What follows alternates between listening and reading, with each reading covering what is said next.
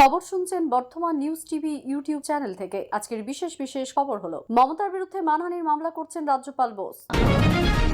প্রধানের বিরুদ্ধে ক্ষোভ, অফিসে তালা সদস্যের। বাম ও বিজেপি পরিচালিত পঞ্চায়েতে উত্তেজনা। বিজেপির মহিলা কর্মীকে পুরুষরাও নির্যাতন করছে, কোচবিহার কাণ্ডে অগ্নির বিক্ষোভ, কটাক্ষ তৃণমূলে। মমতার শাসনে বাংলা হয়েছে মিনি পাকিস্তান, নাড্ডাকে জমা দেওয়ার রিপোর্টে আর কি বললেন বিজেপি ফ্যাক্ট ফাইন্ডিং টিম। হকাররা নিয়ম মেনে ব্যবসা করেননি, তাই অভিযানের প্রয়োজন হয়ে পড়েছে বলে পুর ও নগর উন্নয়ন মন্ত্রী মন্তব্য করেছেন।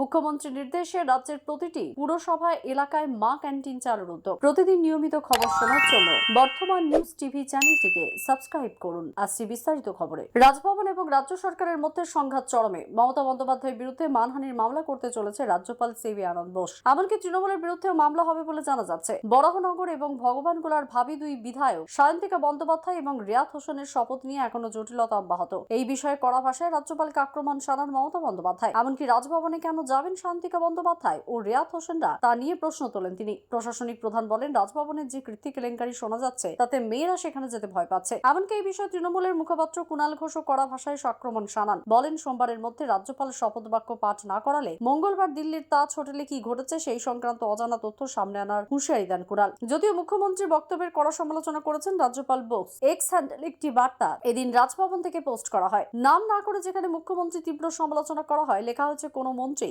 অথবা পাবলিক অফিসিয়ালের দায়িত্বজ্ঞানহীন খারাপ ঘৃণাযুক্ত মন্তব্য থেকে বিরত থাকা উচিত। জবাব দিয়েছেন কুণাল ঘোষও। এএনআই-কে দেওয়া সাক্ষাৎকারে রাজ্যপাল জানিয়েছেন আগামী মঙ্গলবার 4টের সময় এর জবাব দেওয়া হবে। শুধু তাই নয়, শোনা যাচ্ছে মুখ্যমন্ত্রী মমতা বন্দ্যোপাধ্যায়ের বিরুদ্ধে আইনের পথে হাঁটতে চলেছেন রাজ্যপাল। নিয়মিত খবর শুনতে আমাদের চ্যানেলটিকে সাবস্ক্রাইব করুন। এই চ্যানেলে প্রতিদিন সকাল 6টায় ভিডিও আপলোড করে থাকি। আসছি পরবর্তী খবরে। সদস্যদের সঙ্গে কোন রকম আলোচনা ছাড়া পঞ্চায়েত পরিচালন ক্ষেত্রে এককভাবে সিদ্ধান্ত নিচ্ছেন প্রধান, এমনই অভিযোগ নদিয়ার তেহট্টের এক ব্লকের নাটনা গ্রাম পঞ্চায়েতে তালা ঝুলিয়ে বিক্ষোভ দেখালেন সদস্যরা। প্রধানের দাবি, নেপথ্যে রয়েছে তৃণমূলের উস্কানি। তেহট্টের ওই পঞ্চায়েত সিপিএম এবং বিজেপি মিলে বোর্ড গঠন করেছে। প্রধান বিজেপির পঞ্চায়েতের সাধারণ সভায় প্রধানের বিরুদ্ধে স্বেচ্ছাচারিতা এবং স্বজন পোষণের অভিযোগ সরব হন তৃণমূল এবং সিপিএম এর সদস্যরা। প্রধানকে ঘিরে বিক্ষোভ দেখান তারা। বিক্ষোভ চলাকালীন সভা ছেড়ে বেরিয়ে যান প্রধান। এতে আরো ক্ষিপ্ত হয়ে পঞ্চায়েতে তালা ঝুলিয়ে বিক্ষোভে দেখান পঞ্চায়েতের সদস্যদের একাংশ।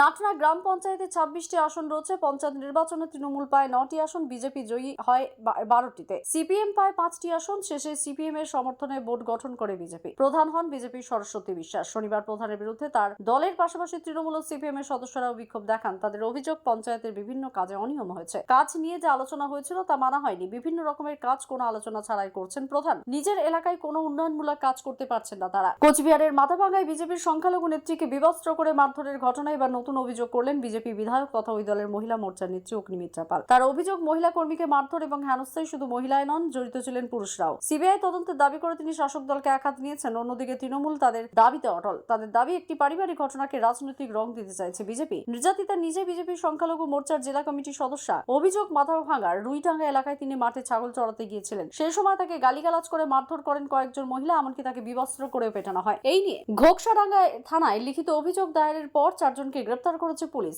এখনো পুলিশি তদন্ত চলছে। 4 জুন লোকসভা নির্বাচনের ফল বেরিয়েছে। সেই দিন থেকেই বাংলার বিভিন্ন জায়গায় ভোট পরবর্তী হিংসা চলছে বলে অভিযোগ বিজেপি। তাদের কেন্দ্রীয় নেতৃত্বকে তরফে রাজ্যের ফ্যাক্ট ফাইন্ডিং টিম পাঠানো হয়েছিল। 4 সদস্যের সেই দল বিজেপি সভাপতি জেপি নাড্ডার কাছে তাদের রিপোর্ট জমা দিয়েছে। বিজেপির সভাপতির কাছে জমা দেওয়া রিপোর্টে টিমের তরফে বড় অভিযোগ করা হয়েছে। সেখানে করা অভিযোগে বলা হয়েছে, মমতা বন্দ্যোপাধ্যায়ের শাসনে বাংলা এখন মিনি পাকিস্তান হয়ে গিয়েছে। বিজেপির ফ্যাক্ট ফাইন্ডিং টিমের রিপোর্টে রাজ্যের মুখ্যমন্ত্রী মমতা বন্দ্যোপাধ্যায়ের বিরুদ্ধে বড় অভিযোগ তোলা হয়েছে। সেখানে বলা হয়েছে, মমতা বন্দ্যোপাধ্যায়ের শাসনে পশ্চিমবঙ্গ রাজনৈতিক হিংসার মধ্য দিয়ে যাচ্ছে। নির্বাচনে পরবর্তী সময়ে প্রাণহানি, শ্লীলতাহানি এবং মহিলা ও শিশুদের উপর হামলার ঘটনা এখন সাধারণ ব্যাপার হয়ে দাঁড়িয়েছে বলে উল্লেখ রিপোর্টে করা হয়েছে। গণতন্ত্রের উৎসব ধৃষ্টতায় পরিণত হয়েছে বলে অভিযোগ করা হয়েছে। রিপোর্টে আরো অভিযোগ করা হয়েছে, মমতা বন্দ্যোপাধ্যায় রাজনৈতিক ক্ষমতা দখল করতে, সব ধরনের নাগরিক ক্ষমতা দখল করতে এবং সব ধরনের নাগরিক অধিকার কেড়ে নিচ্ছেন। প্রতিটি নির্বাচনে তিনি মানবতাকে ধ্বংস করছেন। রাজ্যের মুখ্যমন্ত্রী নিজে মহিলা হলেও রাজনৈতিক চাপে পুলিশ গণধর্ষণের অভিযোগ নথিভুক্ত করছে না বলে অভিযোগ করা হয়েছে।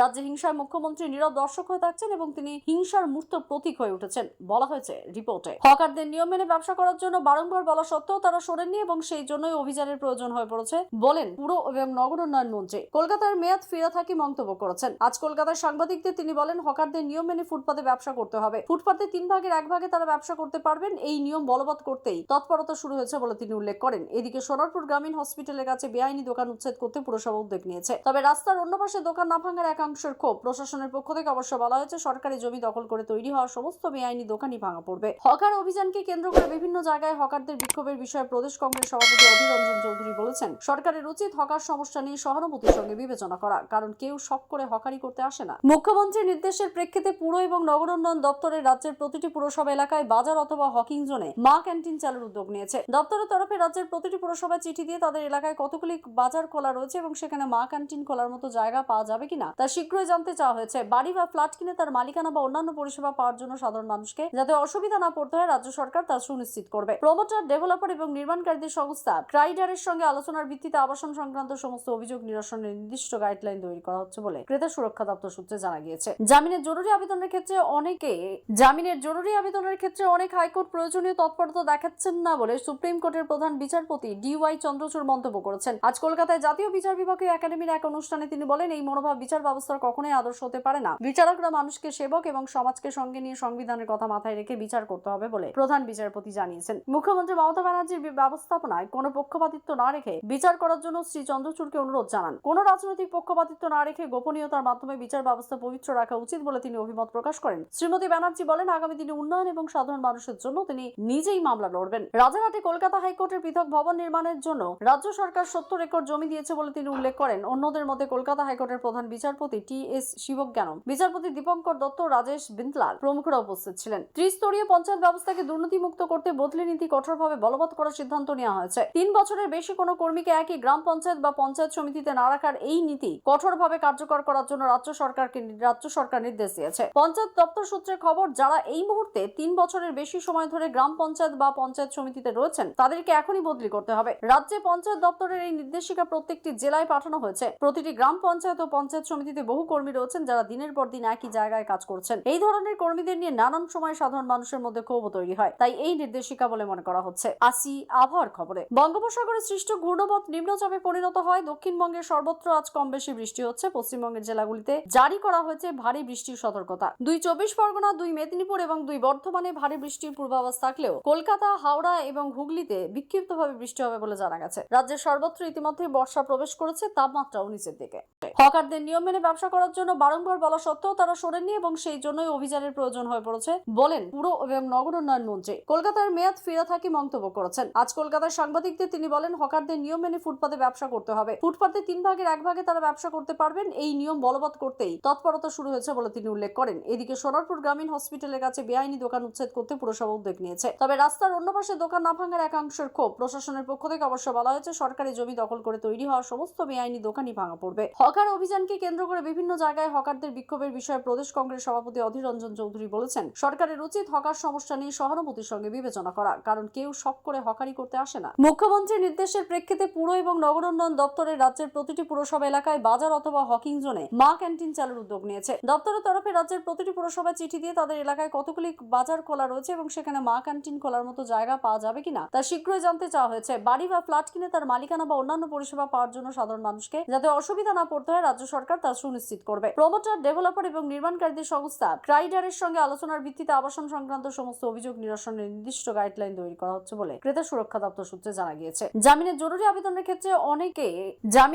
আবেদনের ক্ষেত্রে অনেক হাইকোর্ট প্রয়োজনীয় তৎপরতা দেখাচ্ছেন না বলে সুপ্রিম কোর্টের প্রধান বিচারপতি DY চন্দ্রচূড় মন্তব্য করেছেন। আজ কলকাতায় জাতীয় বিচার বিভাগীয় একাডেমির এক অনুষ্ঠানে তিনি বলেন, এই মনোভাব বিচার ব্যবস্থার কখনোই আদর্শ হতে পারে না। বিচারকরা মানুষকে সেবক এবং সমাজকে সঙ্গে নিয়ে সংবিধানের কথা মাথায় রেখে বিচার করতে হবে বলে প্রধান বিচারপতি জানিয়েছেন। মুখ্যমন্ত্রী মমতা ব্যানার্জির ব্যবস্থাপনায় কোনো পক্ষপাতিত্ব না রেখে বিচার করার জন্য শ্রী চন্দ্রচূড়কে অনুরোধ জানান। কোনো রাজনৈতিক পক্ষপাতিত্ব না রেখে গোপনীয়তার মাধ্যমে বিচার ব্যবস্থা পবিত্র রাখা উচিত বলে তিনি অভিমত প্রকাশ করেন। শ্রীমতী ব্যানার্জি বলেন, আগামী দিনে উন্নয়ন এবং সাধারণ মানুষের জন্য তিনি নিজেই মামলা লড়বেন। রাজারহাটে কলকাতা হাইকোর্টের পৃথক ভবন নির্মাণের জন্য রাজ্য সরকার 70 একর জমি দিয়েছে বলে তিনি উল্লেখ করেন। অন্যদের মধ্যে কলকাতা হাইকোর্টের প্রধান বিচারপতি TS শিবজ্ঞানম, বিচারপতি দীপঙ্কর দত্ত, রাজেশ বিন্টলাল প্রমুখরা উপস্থিত ছিলেন। ত্রিস্তরীয় পঞ্চায়েত ব্যবস্থাকে দুর্নীতিমুক্ত করতে বদলি নীতি কঠোরভাবে বলবৎ করার সিদ্ধান্ত নেওয়া হয়েছে। 3 বছরের বেশি কোনো কর্মীকে একই গ্রাম পঞ্চায়েত বা পঞ্চায়েত সমিতিতে না রাখার এই নীতি কঠোরভাবে কার্যকর করার জন্য রাজ্য সরকার নির্দেশ দিয়েছে। পঞ্চায়েত দপ্তর সূত্রে খবর, যারা এই মুহূর্তে 3 বছরের বেশি সময় ধরে গ্রাম পঞ্চায়েত বা পঞ্চায়েত সমিতিতে রয়েছেন তাদেরকে এখনই বদলি করতে হবে।